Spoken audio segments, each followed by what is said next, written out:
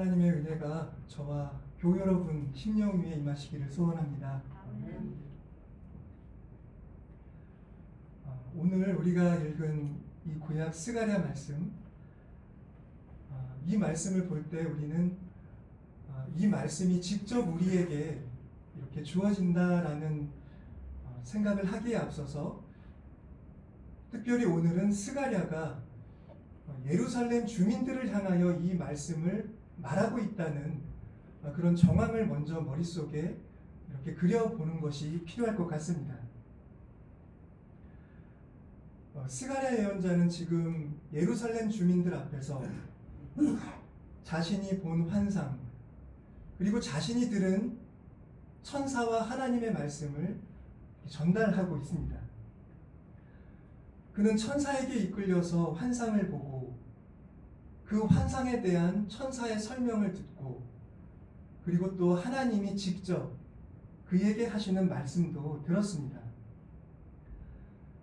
우리가 읽은 것처럼 오늘 스가랴가 그렇게 예루살렘 주민들에게 하는 모든 말씀은 스룹바벨이 하나님의 기름 부음 받은 종이라는 것, 그리고 그가 시작한 예루살렘 성전 건축이 하나님의 명을 수행하는 일이라는 것을 이렇게 증명하는데 그 요점이 있다고 말할 수가 있습니다. 스가랴가 본 환상은 숭금 등잔대 위에 각각 7관이 있는 7 등잔이 놓인 것, 그리고 그 좌편 우편에 감람나무가 있는 모습이었습니다. 천사가 내가 무엇을 보느냐라고 했을 때 스가랴는 이 환상을 이해하지 못해서 이 환상에 나온 상징들이 어떤 의미인지를 풀이해달라고 천사에게 청하게 됩니다. 그런데 천사는 내가 본 것은 이런 의미다 라고 말하기에 앞서서 물론 그런 뜻을 내포한 것이겠습니다마는 먼저 여호와께서 스룹바벨에게 하신 말씀이 이러하다 라고 하면서 스룹바벨에 대한 하나님의 말씀을 얘기해 줍니다. 하나님은 스룹바벨에게 이렇게 말씀을 하셨다는 겁니다. 이는 힘으로 되지 아니하며 능력으로 되지 아니하고 오직 나의 영으로 되느니라. 큰 산아 내가 무엇이냐? 내가 스룹바벨 앞에서 평지가 되리라. 그가 머릿돌을 놓을 때 무리가 외치기를 은총이 그에게 있을지어다 하리라 라는 말씀이었습니다. 그러니까 스룹바벨의 성전 건축은 스룹바벨 혹은 어떤 사람들의 힘이나 능력으로 될 일이 아니라 하나님의 영이 이루시는 일이다 라는 걸 말씀하게 하신 것입니다. 그리고 지금 스가랴 앞에서 말씀을 듣고 있는 예루살렘 주민들, 특히 그 가운데에서 성전 건축을 반대하는 백성들도 머지않아서 스룹바벨에게 은총을 기원하면서 그 일에 화답하게 될 거다라는 그런 말씀이었습니다.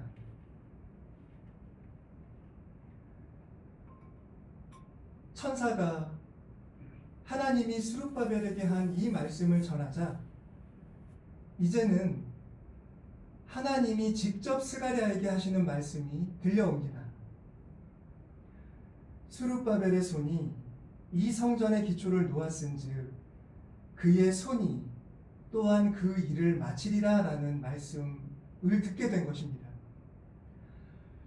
우리가 가지고 있는 이 개역개정 번역으로만 보면 말씀의 화자가 뚜렷하게 나타나 있질 않지만 다른 번역을 이렇게 비교해서 보면 여기서는 천사와 하나님과 스가랴가 하는 말이 이렇게 중첩되어 나타나 있습니다.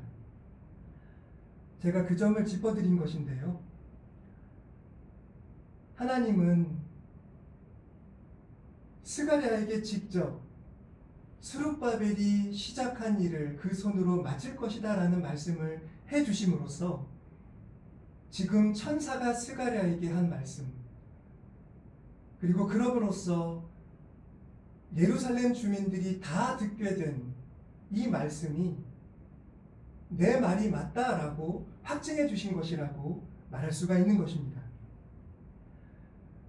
스가랴는 이렇게 천사로부터 들은 말씀과 하나님이 자기에게 직접 하신 말씀을 다 받아들이면서 예루살렘 주민 여러분들이 예루살렘 성전이 스룹바벨에 의해 다 건축되는 날이 오면 내가 오늘 한 말이 하나님의 말씀을 전한 것이라는 걸 알게 될 것입니다 라고 그렇게 믿음에 찬 말씀으로 여러분들도 이 말씀을 받아들여야 함을 그렇게 말씀하고 있는 걸 볼 수가 있습니다. 예루살렘 주민들 중에는 스룹바벨의 일을 작은 일의 날이다 그렇게 멸시했던 사람들도 있었던 것 같습니다. 그러나 하나님의 말씀은 결국에는 그들의 그런 멸시와 반대가 틀린 것으로 그렇게 귀결될 것입니다 라고 하는 걸 스가랴는 말하고 있는 것입니다. 그리고 이런 말씀이 다 전달되고 난 후에야 천사가 이제 비로소 그 환상의 상징들이 어떤 의미를 가진 것인지를 얘기해 줍니다. 순금 등잔대 위에 놓인 7 등잔은 온 세상에 두루 다니는 여호와의 눈이다 라고 말하고 그 좌우편의 2 감람나무는 기름 부음 받은 자 둘이다 라고 얘기해 준 것입니다. 아마도 이 2 감람나무가 가리키는 것은 당시 예루살렘 총독이었던 스룹바벨 그리고 당시의 대제사장이었던 여호수아 그 둘을 가리킨다고 볼 수가 있을 것 같습니다. 자, 우리는 이렇게 오늘 스가랴 말씀을 스가랴가 예루살렘 주민들을 다 모아놓고 특별히 성전 건축에 반대하는 사람들의 입장을 바꾸려는 한편의 설교로서 그들 앞에서 하는 말씀으로 보았습니다. 그러니까 우리가 그런 스가랴의 입장과 그가 의도한 바를 헤아려 본다고 한다면 지금 스가랴의 말씀을 듣고 있는 사람들은 이 스가랴가 보았다고 한 등잔대 그리고 감람나무가 상징하는 바를 깊이 묵상해야 합니다. 그리고 스가랴가 전해준 그가 들었던 하나님의 말씀의 의미도 되새겨보아야 합니다. 그렇게 해야 하는 까닭은 그들이 그 말씀에 응답해야 하기 때문입니다. 하나님이 행하시는 일이 어떤 것인지를 알고 그에 반하는 입장에 서 있지 말고 이제 그 일을 받아들일 수 있도록 하나님의 일을 이해하려는 노력을 시작해야 하는 것입니다. 스룹바벨이 행하고 있는 일이 가진 그 일이 하나님의 일이라고 하는 그 특별한 성격을 그들도 이해할 필요가 있는 것입니다. 아마도 스룹바벨이 하는 성전 건축을 반대한 사람들, 그들은 어떤 현실론을 가지고 그 일을 반대했다라고 유추해 볼 수 있다고 생각이 됩니다. 이제 막 포로살이에서 돌아와서 모든 것이 무너져 있고 당장 하루하루 우리가 생계를 이어나가는 것도 어려운 상황인데 왜 하필 지금 성전 건축이라는 그 어려운 일을 시작해야 합니까? 이런 현실론적인 판단이 스룹바벨의 일을 반대하는 논거가 되었으리라 볼 수가 있을 것 같습니다. 그러나 만약에 그들이 서 있는 상황을 또 다른 차원에서 이해하게 된다면 그들의 생각이 변할 수가 있을 것입니다. 그것은 사람이 하는 일이지만 그것이 하나님의 일일 수 있다는 가능성을 생각해 보는 것입니다. 인간이 하는 모든 일은 힘이 있어야 하고 자원이 있어야 하고 또 어떤 능력이 있어야만 성취할 수 있는 일이지만 하나님이 하는 일은 인간의 힘이 부족하고 자원이 없고 인간에게 능력이나 재능이 없어도 이룰 수 있는 일이 있다는 것. 예루살렘 주민들은 그런 점들을 지금 생각해야 한다는 것입니다.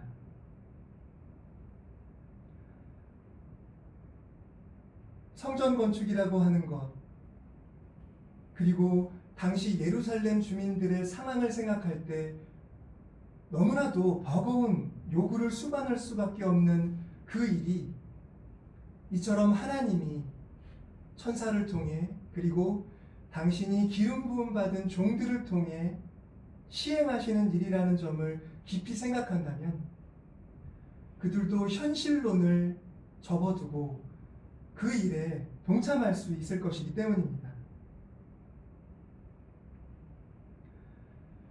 스가랴는 이 환상을 보기 전에 이미 또 다른 환상을 보고서 예루살렘에 지어질 성전이 갖는 의미를 이해하고 있었습니다. 그가 본 환상은 한 천사가 하나님 앞에 서서 예루살렘을 위해 간구하는 장면으로 시작됩니다. 천사가 하나님에게 이렇게 간청을 합니다. 예루살렘과 유다 성읍에 노하신 지가 70년이나 되었는데 언제까지 그들을 불쌍히 여기지 않으실 것입니까? 라는 호소를 어떤 천사가 하나님께 하는 모습을 스가랴는 환상을 통하여 본 적이 있었던 겁니다. 그 호소에 대해서 하나님이 천사에게 대답을 하십니다. 그런데 스가랴는 하나님이 그 천사에게 대답하시는 장면을 전하면서 그 말씀을 통해 자기가 받은 느낌을 묘사합니다. 여호와께서 내게 말하는 천사에게 선한 말씀, 위로하는 말씀으로 대답하시더라 라고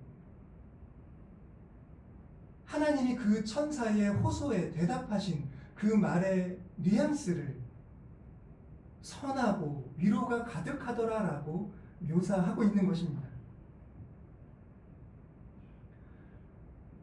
그런데 그가 선하고 위로하는 말씀이더라 라고 전한 그 말씀이 바로 내가 예루살렘에 성전을 지어지게 하고 예루살렘으로 돌아와서 예루살렘 주민들과 함께 살겠다라고 하신 그 말씀이었던 겁니다. 그러니까 스가랴가 이해하는 성전 건축이라고 하는 것, 특별히 당시 포로살이에서 돌아와서 성전을 짓는 일이라고 하는 것은 어떤 하나의 종교 시설물을 세우는 그런 피상적인 의미가 아니라 하나님이 다시 예루살렘 주민들 사이에 당신의 집을 짓게 하시고 거기에 와서 당신의 백성과 함께 계시는 일에 의미가 있었다는 것입니다. 예루살렘 성전은 하나님의 집이었고 하나님이 그 주민들을 이제 위로하시겠다라고 하는 약속이 깃든 그런 상징물이었다라는 말씀입니다. 그러나 반대자들은 거기까지 생각이 미치지 못했던 겁니다. 눈앞에 보이는 어려운 현실이 먼저 눈에 보였고, 하루하루 살기가 어렵고 무력감에 빠져 있고 여러 가지로 병들고 위축되어 있는 자신들의 모습이 먼저 눈에 들어왔기 때문에 성전 건축을 흔쾌히 동의할 수가 없었던 겁니다. 그러나 만약 스가랴의 말씀이 그들을 설득할 수 있다면 그들도 그 성전의 의미를 깊은 차원에서 헤아려 볼 수 있을 것이고, 스가랴처럼 기쁜 마음으로 스룹바벨이 하는 일에 동참할 수 있을 것임을 우리는 스가랴가 이런 말씀을 설교하는 그런 말씀을 설교하는 그런 마음을 가지고 그런 말씀을 설교했을 것이라고 생각하게 되는 것입니다. 여러분, 신학과 그리고 종교학에서 쓰는 개념 중에 합리주의적 피상화라는 말이 있습니다. 합리주의적 피상화. 그러니까 지나치게 합리주의적이고 물질주의적인 태도가 종교나 혹은 신앙의 깊이, 신앙에 깃들여진 신비로운 측면을 외면하게 만드는 현상을 두고 그것을 합리주의적 피상화라고 말합니다. 저는 성전 건축을 반대하는 사람들의 현실론이 그런 합리주의적 피상화의 한 양태가 아닐까, 그런 생각을 해봅니다. 물론 당시 예루살렘 주민들의 상황이 녹록치 않았기 때문에 그들의 현실론에도 이유가 있고 또 공감할 수밖에 없는 측면이 있습니다. 그러나 스가랴가 설득하는 것을 보면 성전 건축의 의의를, 그리고 그 영적인 의미를 말씀하려고 하고 있기 때문에 저는 그들이 단지 현실론이 아니라 그 현실의 이면까지 하고 들어가는 하나님의 뜻을 헤아릴 필요가 있다고 생각을 합니다. 우리 신앙의 현실은 그렇게 합리주의적인 판단으로 다 설명이 되는 것이 아니기 때문입니다. 겉으로 보이는 것이 전부가 될 수는 없습니다. 신앙의 세계는 하나님이 계시고 하나님의 세계는 우리가 다 우리의 이성으로 파악할 수 없는 그런 넓이, 깊이를 가지고 있기 때문입니다. 20세기의 교회를 일구었던 위대한 신학자들이 있습니다. 20세기가 교회사에서 왜 중요하냐면 1차, 2차 대전을 겪고 또 자본주의가 전 세계를 휩쓸게 되면서 교회의 신앙이 그 시대의 파고 속에 크나큰 상흔을 입게 되었기 때문입니다. 그런 자본론, 또 폭력주의, 전쟁, 인간의 철학, 이성, 그리고 끝없이 발전하는 과학이 신앙을 공격할 때 몇 안 되는 위대한 신학자들이 그 모든 세속의 세상의 공격으로부터 교회를 지키려고 방어를 하였습니다.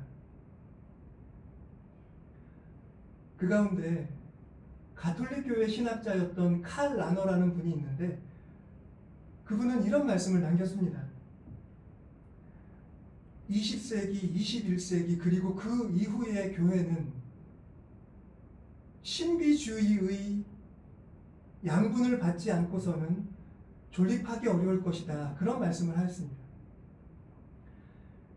신비주의란 무엇입니까? 그것은 우리의 이성으로 설명할 수 없는 어떤 낯선 종교적 체험을 해야 한다 그런 말이 아니라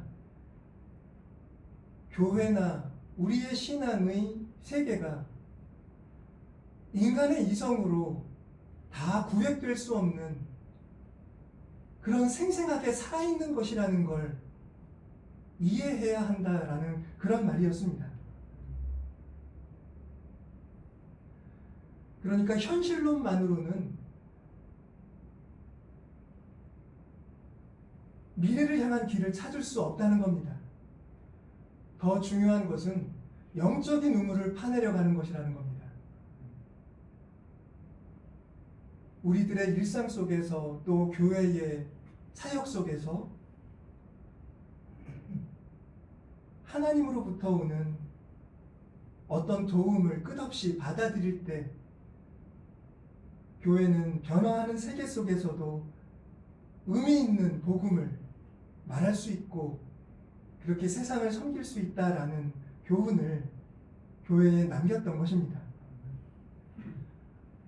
오늘 사도 바울의 말씀을 보면 바울이 고린도 교회 교인들에게 이런 말씀을 합니다. 신령한 것에 대하여 알지 못하기를 원하지 않는다라고 말합니다. 그러면서 고린도 교인들이 신령한 것을 몰랐을 때 무슨 경험을 했었는지를 상기시킵니다. 그들이 신령한 것을 몰랐을 때, 곧 그리스도교 신앙을 받아들이지 않고 이교 안에 있었을 때 그들은 우상이 끄는 그대로 끌려갔다라고 바울은 상기시키고 있는 것입니다.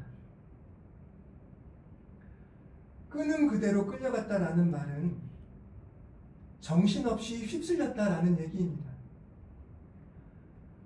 우상이 현혹하는 그 현혹하는 힘 앞에서 정신을 차리지 못하고 분별하지도 못하고 그냥 끄는 그대로 우상 앞에 엎드리게 되었다라는 걸 말씀하고 있는 것입니다. 고린도 지방에 있던 우상은 로마의 각종 신화라고 말할 수 있을 것 같습니다. 그 신화는 여러 가지 우리가 쉽게 경험할 수 없는 어떤 신화적인 이야기로 포장이 되어 있거나 아니면 돈이나 혹은 권력 같은 이 세상 사람들이 원하는 어떤 성공 신화로 포장이 되어 있습니다. 그런데 따지고 보면 그런 신화, 그런 우상들도 어떤 종류의 현실론이라고 말할 수 있습니다. 왜냐하면 그 우상들이 약속하는 것이 다 현세적인 것이기 때문입니다. 성공한 사람을 내세워서 여러분들도 잘만 하면 이 사람처럼 성공할 수 있다라고 하는 그런 모습이 아마 뿌리 깊은 우상의 한 속성, 우상이 사람들을 현혹하는 한 양태라고 말할 수 있지 않을까 합니다. 다 이 세상의 성공만을 말하는 겁니다. 이 사람처럼 부유하게 되고 이 사람이 가진 것을 여러분도 갖게 됩니다. 이런 식이 바로 우상이 사람들을 현혹하는 방식입니다. 고린도 교인들이 신령한 것을 몰랐을 때, 곧 성령을 모시지 못했고 예수 그리스도를 주로 모시지 못했을 때 그들도 그런 현실론에, 그런 현세적인 가치에 모두 빠져 있었던 것입니다.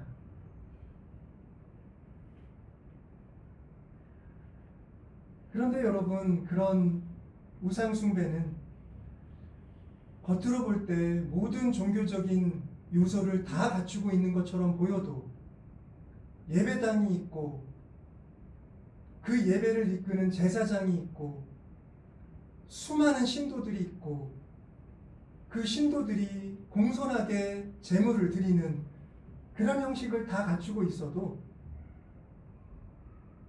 뿌리가 없는 나무와 같다고 밖에 말할 수 없습니다. 그것이 바울의 판단인 것입니다. 사람들은 보이는 것이 전부인 줄 생각하지만 보이는 것이 전부가 아닌 것이 신앙의 세계이기 때문입니다. 무언가 더 깊은 게 있다고, 이해하지 못해도 더 깊은 의미가 있다고 말해도 그것은 사람들을 현혹하려는 그런 수사에 불과한 것입니다.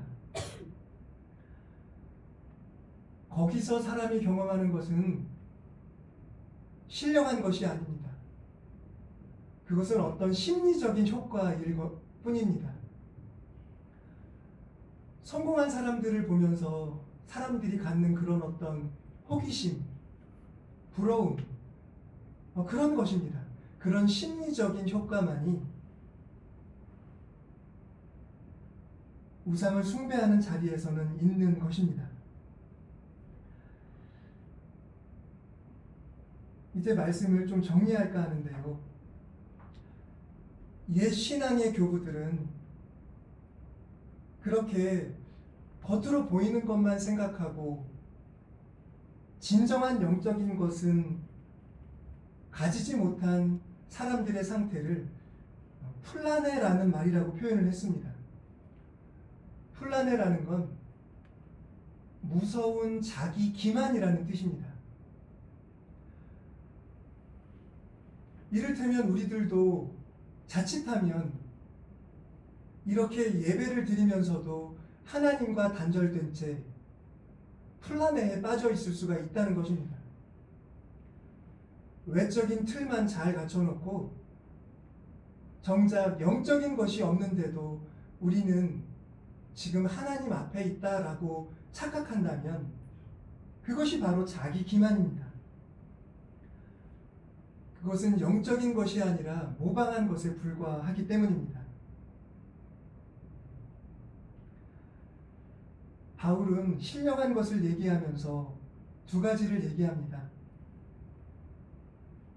성령을 통해 예수님을 주님이라고 고백하는 것, 그리고 성령으로부터 은사를 받고 그 은사를 가지고 교회를 세우는 것입니다. 근데 가만히 보면 바울이 말하는 이 두 가지 신령한 것이 다 예수님을 주님으로 모시는 삶과 연관이 되어 있다는 걸 볼 수가 있습니다. 그러니까 정말 신령한 것은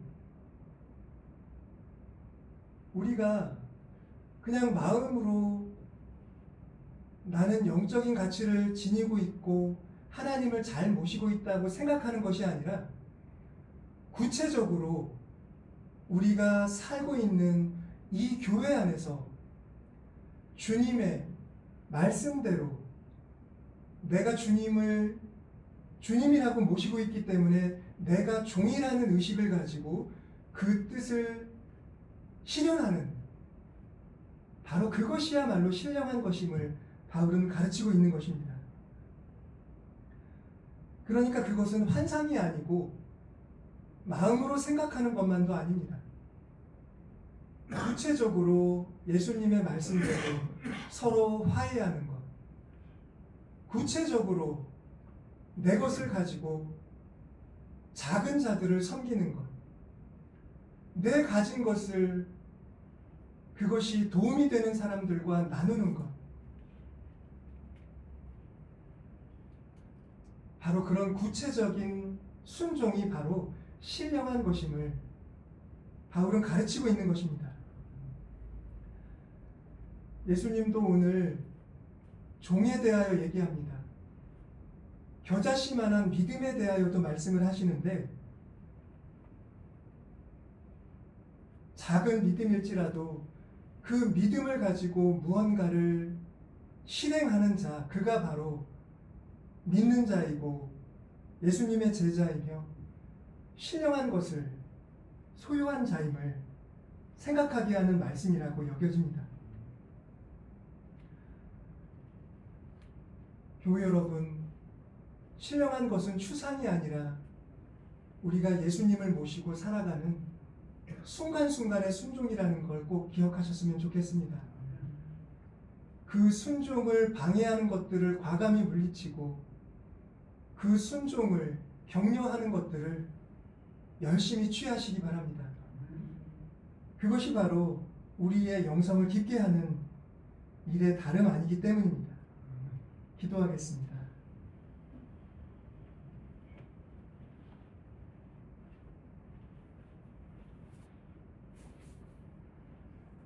하나님,